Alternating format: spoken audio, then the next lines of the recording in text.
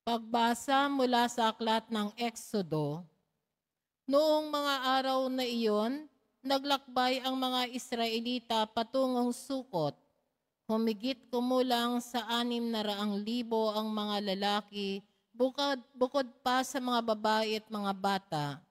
Maraming hindi Israelita ang sumama sa kanila.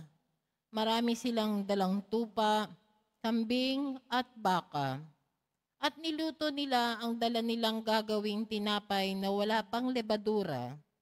Hindi nila ito nakuhang lagyan ng lebadura sapagkat apurahan ng kanilang pag-alis sa Ehipto. Wala na silang panahong magluto ng pagkain.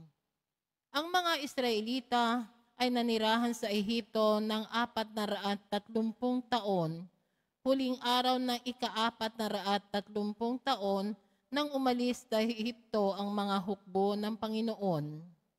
Nang magdamag na yaon, sila na inligtas ng Panginoon at inilabas sa Ehipto. Kaya ang magdamag na yaon ay ininlaga nila sa pag-aalaala sa pagliligtas sa kanila ng Panginoon.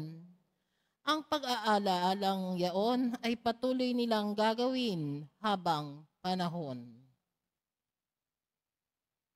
Ang salita ng Diyos. Salamat sa Diyos.